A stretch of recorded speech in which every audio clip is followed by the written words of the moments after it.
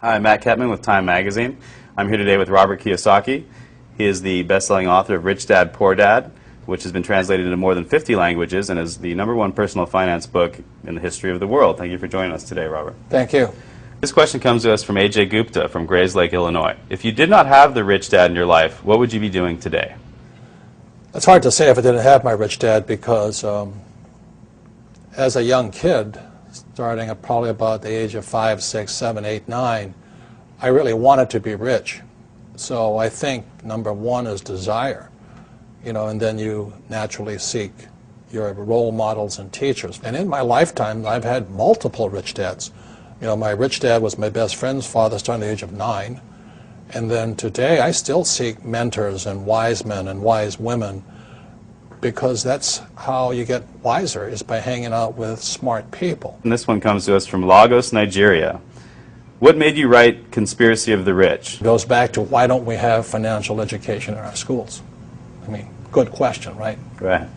And how come the tax laws are different for different people? There's 4 things that make the most 90% of the people poor. Number 1 is taxes. 2 is debt, the college loans, house loans, car payments, credit cards. 3 is inflation. Everything goes up because taxes go up. It's not because things are more expensive. There's taxes. If I have to pay more taxes, I have to pass that on. And the 4th thing that makes people poor is a retirement plan, that 401k or the IRA or their SIP. I don't need a retirement plan because all of my assets produce income. So like I have 1,400 apartments. Every month I get a check. Why do I need a retirement plan? I have 8 oil wells. Every month I get a check. Are there some people who should play it safe and do the traditional route and just pick up a house, pay the mortgage? That's probably the most dangerous thing you can do today. What's happening in the Western world, in America, we're going to become a third world nation, rich and poor. That's it. The middle class is being wiped out. So the people in the middle, whoever's left in there, will be the ones paying the taxes, the debt, the inflation. Right. The middle class is they're the pack mule. Is there any way a government can help this, or is it really based on the individual to come up? You have to decide which side of the fence you're on, rich or poor. Yeah. Make up your mind. Yeah. Make up your mind. I made up my mind. It's rich dad, poor dad. I want to listen to my old man, a PhD. The government will take care of me. You save your money. And as you're saving your money, the Federal Reserve is printing trillions of dollars. How stupid can you be? And invest your money for the long term in a well-diversified portfolio of mutual funds, send it straight to Wall Street so that they can pay their brokers $10 million a year bonuses. How stupid does a person have to be? Wake up. Do they teach you that in college-level economics or no? Hell no. Are you kidding me? Absolutely not. By design. If you read Conspiracy of the Rich, 1903, John D. Rockefeller took over the financial education system by creating the General Education Board. And since then, the rich have controlled what is taught at schools. This question comes to us from Tokyo. Jay Sienna asks, you always say that your poor dad forbade everyone to talk about money at the dinner table. Did you ever ask him why? And at your dinner table now, are people allowed to talk about money? That's all I talk about is about money. Tell me something money does not affect.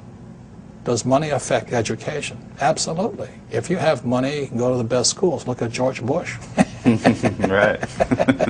This one comes from Laredo, Texas, from Steven San Ramon. When you and your wife were living out of your car, how did you remain so confident that you would be able to accumulate enough wealth to not only retire rich, but young as well? Well, confidence comes from discipline and training. I think one of the best things that happened for me was I kept flunking out of school. And I realized it wasn't school that was a problem, it was a lack of discipline. And so that's one of the reasons that I went to military school. The military trains you that there's 4 strengths. There's mental strength, emotional strength, physical strength, and spiritual strength. So that's what kind of kept me going. Is there a time to bail out on a project, though? when... That's not in my vocabulary. Yeah. Look, I have an unfair advantage, I went to war. And at war, I'm alive because other guys died for me. When you see stuff like that, how can I quit? Most guys are just wimps, pussies, cowards. They don't have it. So they should get a job. Muhammad Zafar asks, is it possible for a person with no money and few resources to still make a fortune? How? Get off your butt. You have to get smart. You have to look for teachers. I mean, it's pretty obvious. Like I said, you know, if you want to be a mechanic, you go hang out with mechanics. You know, you want to be a school teacher, hang out with school teachers. Right. Right? It's really simple. I mean, and it takes determination, discipline, drive, correction. Can't quit.